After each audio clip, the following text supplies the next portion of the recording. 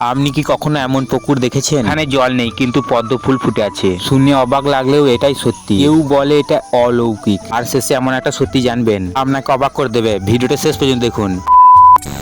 Radhe Radhe, welcome to my new vlog video. সময়ে এই পুকুরে ছিল টলটলে জল। গ্রামের মানুষ এখানে মাছ ধরতো, স্নান করত, আর সন্ধ্যায় সবাই আড্ডা দিত। কিন্তু সময়ের সাথে সাথে পুকুরের জল শুকিয়ে যায়, চারপাশে শুধু কাদা আর শুকনো মাটি। একদিন গ্রামের মানুষ সকালে যা দেখলো তা দেখে হতবাক। শুকনো পুকুরের মাঝখানে ফুটে আছে গোলাপি রঙের পদ্ম ফুল। গান বলছে পদ্ম গাছের শেকড় অনেক গভীরে পৌঁছাতে পারে। যদি মাটির নিচে সামান্য আর্দ্র থাকে তাহলে পদ্ম কিছুদিন বেঁচে থাকতে পারে।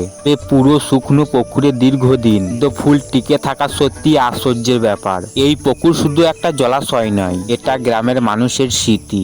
এখানে কাউরি ছোটবেলা কেটেছে, কেউ আবার সাঁতার শিখেছে, কেউ বন্ধুদের সাথে কাটিয়েছে অসংখ্য বিকেল।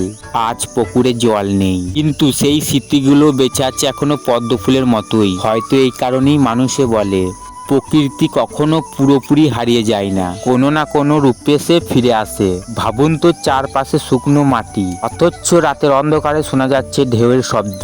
তা কি শুধুই মানুষের কল্পনা, নাকি সত্যিই লুকিয়ে আছে কোনো রহস্য? আজও সেই প্রশ্নের উত্তর মেলেনি।